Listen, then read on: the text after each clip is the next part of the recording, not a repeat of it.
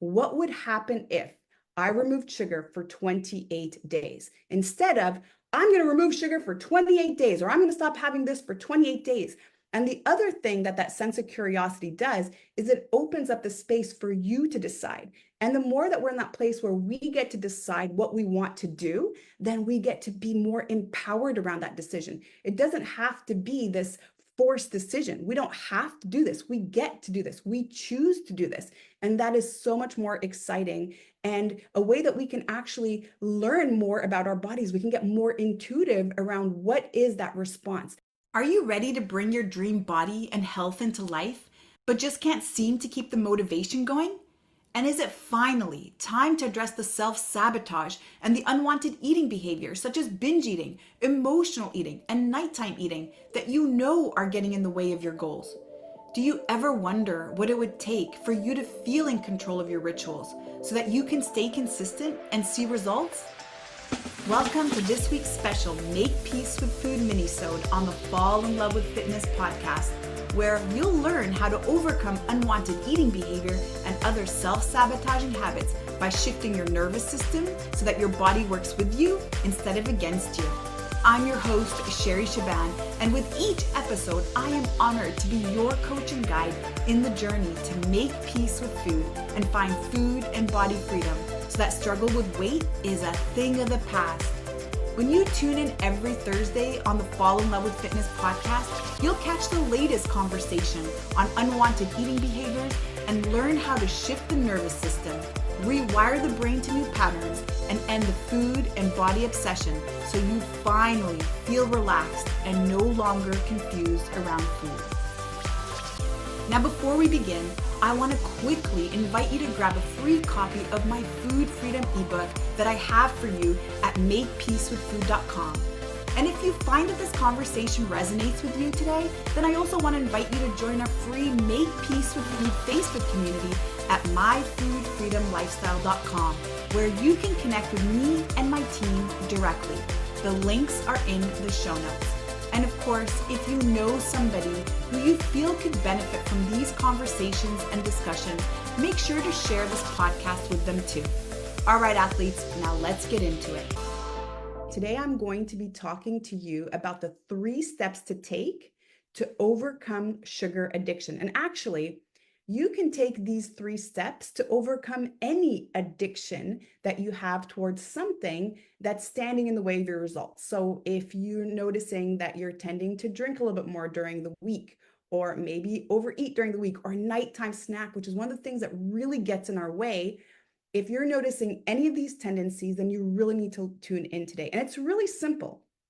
Today, I'm going to share with you the way that I overcame my sugar addiction. And believe me, nobody could beat me. I won every single time. I remember even when I was pregnant, it was nuts. I could sit through an entire box of Chips Ahoy chocolate chip cookies, into 2 rows, and after that, move on to triple chocolate muffins. I mean, it was unstoppable. And anytime I'd walk into my mom's house, she always had something baked really for me. It was a cake, it was cookies, it was really something that she knew that I loved. And not only that, but she'd also send home probably half the cake with me because she knew, and everyone in my family knew, that I was addicted to sugar. That was my thing. And whenever I'd go to Toronto and stay with my brother, I would raid his pantry. And he was that type of person that would go to the grocery store and shop when he's super hungry and then buy all those favorite little snacks. So those turtle chocolates and tons of Lindt chocolates and all kinds of stuff. And that would sit in his cabinet. And really, I'd be the only person who would consume them. I would go in once a month to take my osteopathy course there. And then I'd raid his entire pantry. And that's how I was known. I was just known as that sugar addict. And I really believed that it would be impossible for me to overcome sugar. And now I don't want this conversation today to really be about why is sugar not serving us, or why does sugar in general not serve us? Why does it result in a lot of health issues? I'm not here to share this with you because similar to smoking cigarettes or other vices that we partake in, we already know the negative consequences. And it's not about that lack of information that tends to stop us from taking action. It's really a few steps, again, that I'll be sharing with you today that's really going to help us overcome anything that is sabotaging our results. So again, for me, it was sugar, and that's what I was always known for in my family. And one of the habits that I've broken over the years, and the results are amazing. And it's not just, of course, a physical transformation in the body, but the impact on sleep and the impact on mood and inflammation. And if you know my story, you know that I've had surgery on my back twice, and reducing sugar and actually eliminating sugar entirely in my diet has helped me overcome chronic back pain. And so there's more to it than it actually just being a reflection of how much we weigh or how we want to look on the scale. So let me go ahead and get started. So if you don't know who I am, my name is Sherry Shaban. I'm a health and life coach based out of Montreal, Canada. I'm a podcaster.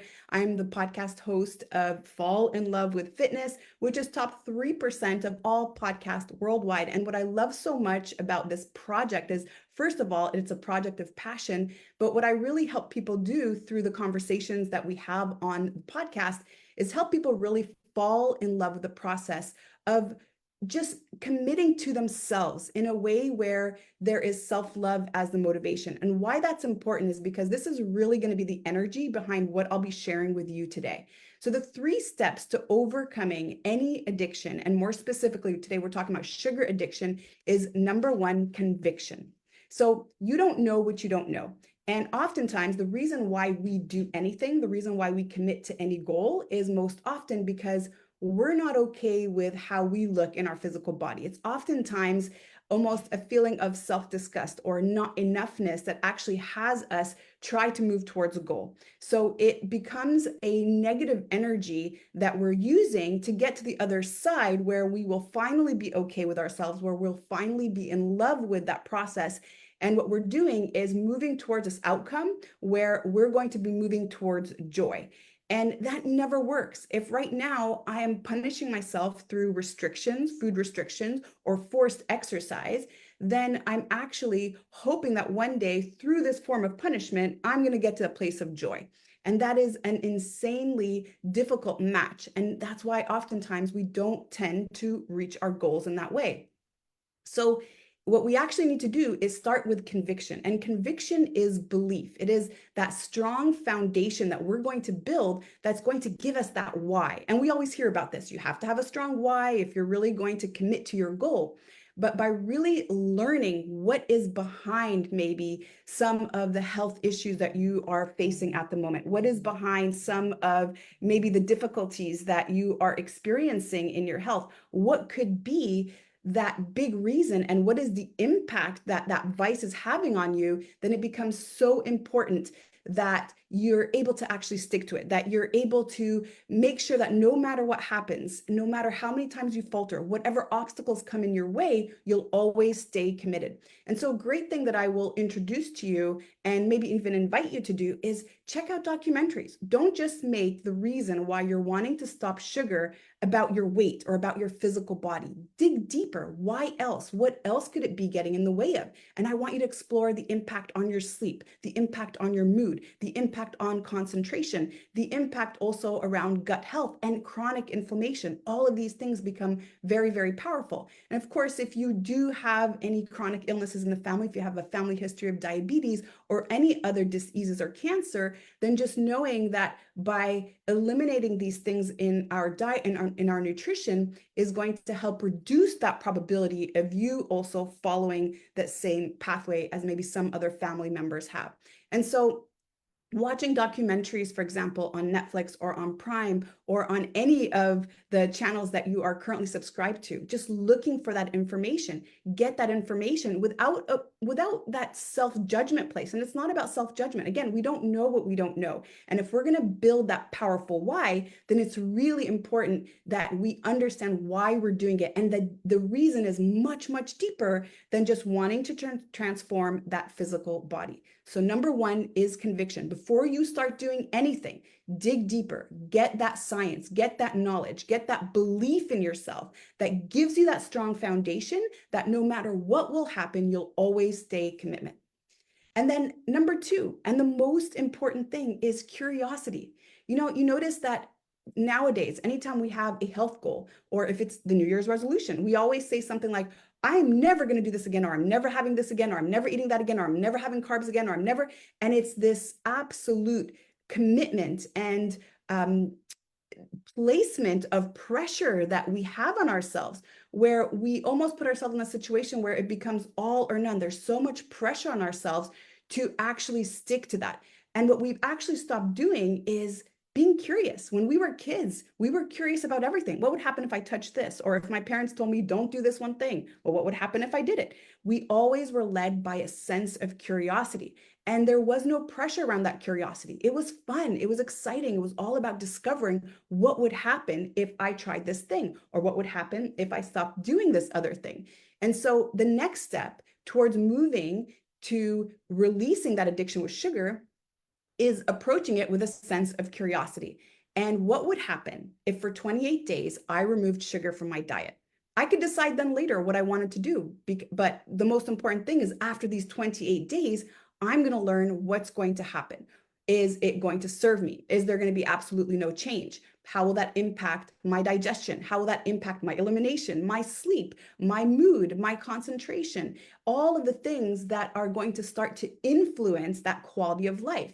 And so when we're ready for that next step, really getting curious, without that self-commitment, without that pressure that we place on ourselves, this becomes a very exciting process. What would happen if I removed sugar for 28 days instead of I'm going to remove sugar for 28 days, or I'm going to stop having this for 28 days? And the other thing that that sense of curiosity does is it opens up the space for you to decide. And the more that we're in that place where we get to decide what we want to do, then we get to be more empowered around that decision. It doesn't have to be this forced decision. We don't have to do this. We get to do this. We choose to do this. And that is so much more exciting and a way that we can actually learn more about our bodies. We can get more intuitive around what is that response? What would happen if I did this? What can I start to feel as a change in my body versus a change on the scale or a change in that physical appearance, and really get more in tune with some of those cues.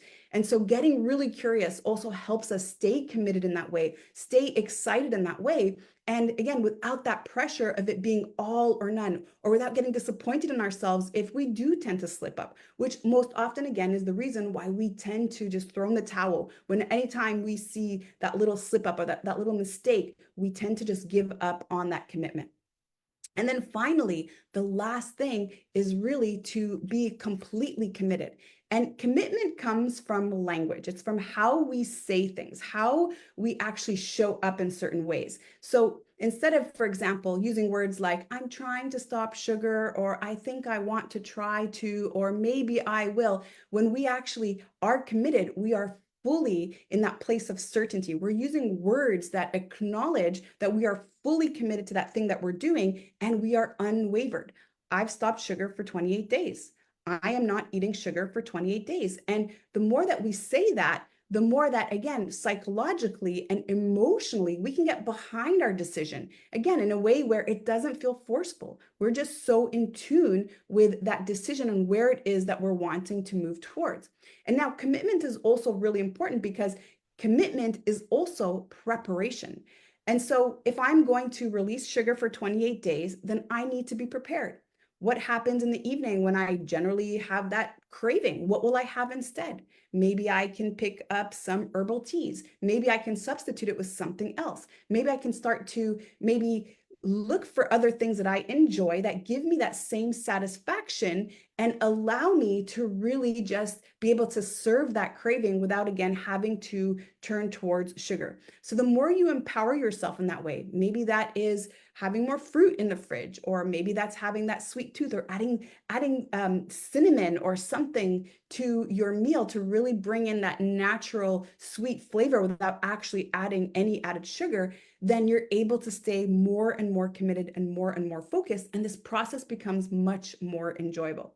And so I hope that this resonates with you today. And again, this is a process, and maybe that process, maybe that first step of getting that conviction takes a little bit longer. And usually that does, but don't move on to that second step of curiosity where you remove sugar for 28 days until you feel that full conviction, until you're in that full place of belief.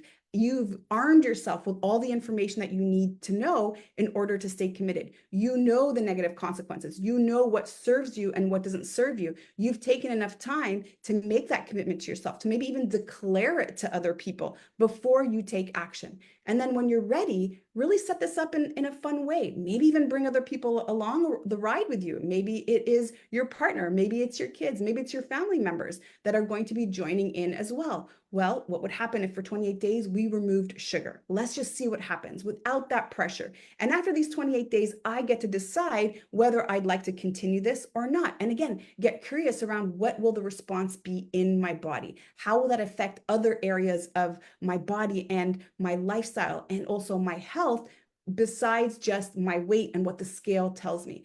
And then after that, once I decide what I want to do moving forward, I will do it from a much more empowered place with feedback that I got from those 28 days of curiosity. It's like a big science experiment that we've stopped doing. And then finally, once we're ready to really commit to that goal, we need to be mindful of our language. We need to use language that declares certainty. The more that we feel uncertain about it, the more that we're almost thinking about, oh my goodness, I can't wait till these 28 days are done because then I get to finally eat sugar. And that's what I see with a lot of these health challenges. Things like the 75 hard, I've seen so many people commit to a challenge like that and remove something for only 75 days, knowing that as soon as these 75 days are up, they're going right back to whatever that thing is that they released. And then that just builds up that reward system in the brain the whole entire time. While you're removing that thing from your life or your lifestyle or your diet, you're actually still looking forward to bringing it back in. And so instead of doing that, get curious. What would happen if for 28 days I did this and I'm fully committed to it? And a big part of my commitment is that preparation. I know that during these times or during these moments of weakness, or maybe it's even an emotional moment where I tend to actually crave sugar. During these times, here's what I'm going to do to arm myself with success. I'm going to have these things to actually lean on instead of sugar. And of course, environment is so important. If I have sugar everywhere in my house, if it's in my pantry, if it's in my fridge, and my focus is to release sugar for 28 days, then it's going to be much, much harder for me, especially in that beginning phase where I'm just adapting to that new routine and the new habits, to really stay committed and to do it in a way where I feel centered. So clean up the fridge, clean up the pantry, remove anything that could possibly lure you or seduce you to having some of those cravings.